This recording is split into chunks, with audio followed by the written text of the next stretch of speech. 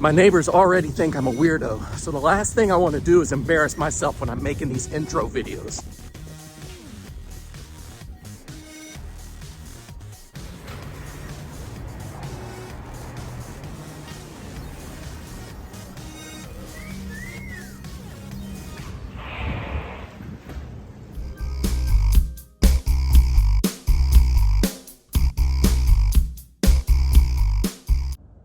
Welcome back to the channel, guys. So today's video is a very special one.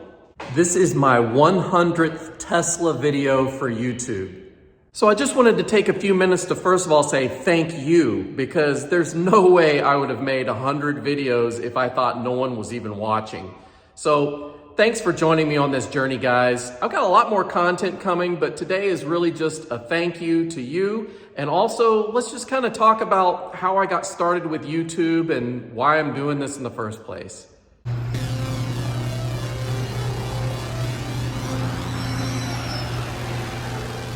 So because Tesla is not my first YouTube channel, in fact, before I started filming my Tesla, I was filming this guy here. You should check out my other channel, Because Miata. That's right, so I became an automotive YouTuber back in 2017, starting with my Miata. I didn't have a Tesla at that time. The family car we were driving was a BMW X3, and that's just kind of what we hauled our kids around in. And my personal car I was driving every day was my Mazda Miata. The Miata holds a special place in my heart. That particular car belonged to my dad, and he drove it for many years, and he ended up giving it to me just weeks before he passed away from cancer. And so it's got a lot of sentimental value to me. It's one of my forever cars. I can't really see myself ever giving it up. So I've started making videos on working on it, just doing some restorations and some updating of the interior, the stereo, a lot of things. If you want to go check out that channel, Because Miata, it's kind of the same format as this one. I start off with crazy, wacky intro videos. Some of them are bangers. You need to check some of those out because I had a lot more time on my hands back then to really kind of go all out on those. So yeah, so I do all my own wrenching on that car. I don't really take it into the shop to get repair done. I've done all the work myself, and it was also kind of a learning tool for me to kind of learn some of those mechanical skills, and I can now apply that to other cars I work on. So the Because Miata channel is still active. I just haven't uploaded to that in many years because I've been tinkering with this guy for a few years now. Last video I put up was in 2019, and it was basically right when I bought this guy, just kind of showing off my new ride, not realizing that this would become my new daily driver and how much just more I enjoy driving it every day. It's just a thrill ride for sure. That's not to say that this car isn't any fun to drive. This one is crazy fun to drive. It's like a go-kart for adults. It is nuts.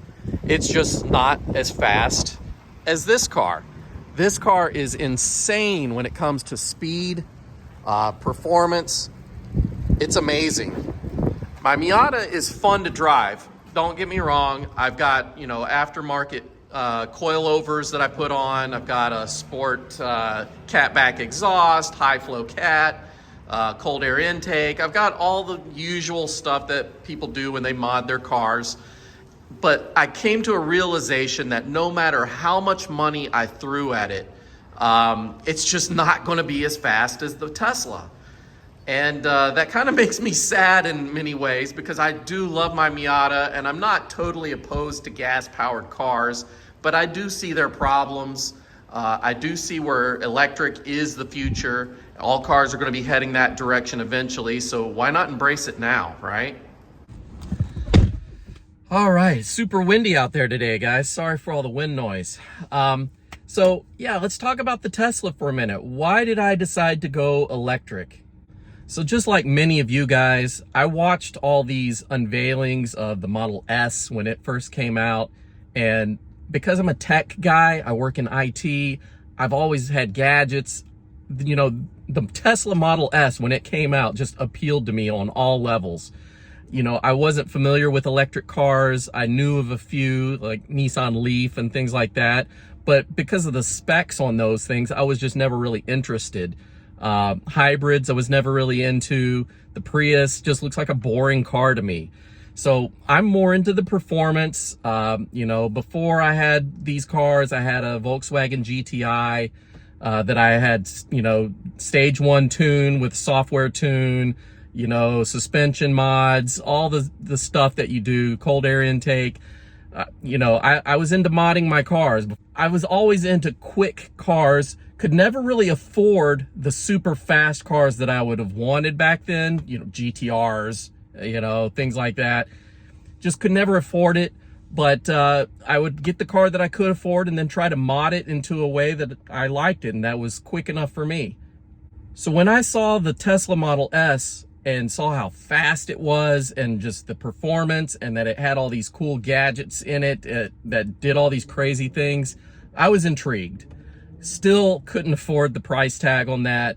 So flash forward a few years later, Tesla's still on my radar.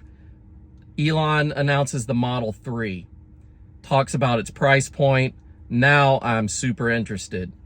When he made that announcement and they had the car come out on stage, I put in a reservation. Just like many of you guys, I waited for a few years for that car to come out with my reservation, and then it finally came out, and I still held on to my reservation for almost a year because I still was too chicken to make the conversion from a gas car to an electric car. It was the unknown. I didn't know what to expect. I didn't know if I was ready for it or not. So when the Model 3 first came out at the very end of 2017, you know, I had my reservation. I could have placed my order at that time to get mine sometime in 2018, but instead I held off and waited for a good year, and then ended up actually placing my order for this car in 2019. And when it arrived, it took me like a few days to kind of get used to the fact that now I've got an electric car. But once I did, man, there was no turning back now. So knowing what I know now, I'm really kicking myself for waiting so late to buy this car. I should have just got it when it first came out, because these are amazing cars. The performance is just next level. That instantaneous torque means you just take off. It's the full horsepower right when you hit the accelerator. Unlike a gas-powered car where you mash on the gas pedal and it's got to build up its horsepower before you even reach it. Once it reaches a certain RPM, that's when you hit that horsepower that the car is rated for. So this is just next level, game changer. And working on my Miata would take days to get things really taken care of. The bolts are all rusted on. It's an older car. It's a 97. So it's a first generation Miata. I love the car to death, but it's a pain to work on. And a lot of that's true for a lot of older gas powered cars. They've just been around. They're rusty. A lot of engine parts need to be maintained. There's no maintenance on this. Or should I say, very little maintenance. I've still got a few more maintenance items on the Tesla, and I'll make videos on those as well to help you guys out. But in general, a lot less maintenance on an electric car than there is a gas car. There are just so many things I love about this car. Just to name a few of them, I never have to go to a gas station ever again.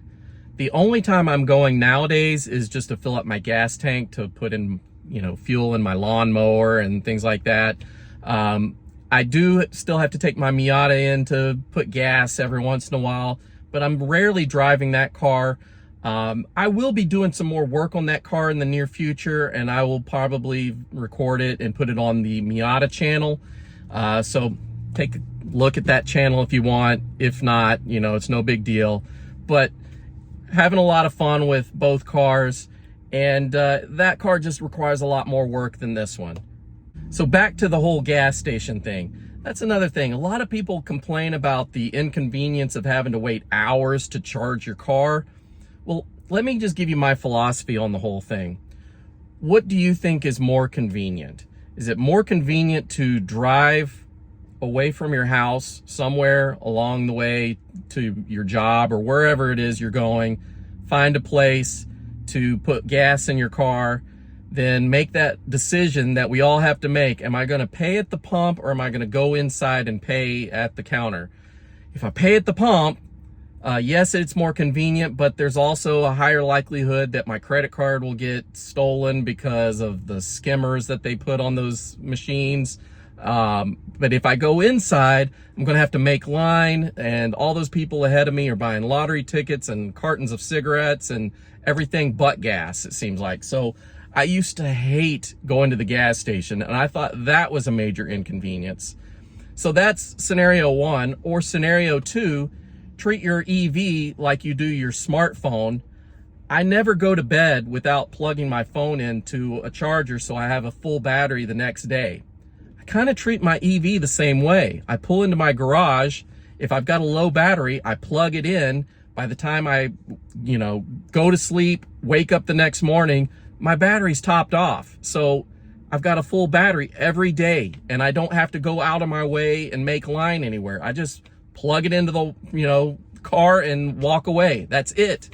So other than convenience of just the charging versus paying for gas is the actual cost of it. Electricity is a lot cheaper than gas. I don't have to worry about my money going to Saudi Arabia or Russia or some other country, to pay for their fuel that's sent over here. And there's also just a lot more options for free electricity over here. There's so many third-party chargers out there that give you free charging. I've got credits with Tesla, so I get free supercharging. Don't have to pay for anything. The only time I have to pay for electricity for my car is when I actually plug it into my garage. And then that's just on my electric bill, which isn't that much more, an extra $40 a month or something like that. So it's not that big of a deal. My job has charging stations in the parking lot only for their employees to use. So I just fill up there most of the time. But what I like is the potential of what's coming in the future. Is it more likely, I know this is kind of out there, but is it more likely that you're going to drill in your backyard until you strike oil, then bring that oil up, build a chemistry lab to refine it into gasoline and add all the detergents that it needs and all that for you to use in your car, your gas-powered car?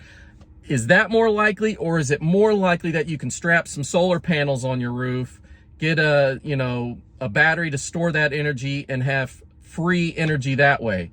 So I think it's a no-brainer, guys. The future is electricity. And then I also hear that crazy argument about during power outages. Well, what are you going to do during a power outage? How are you going to charge your car?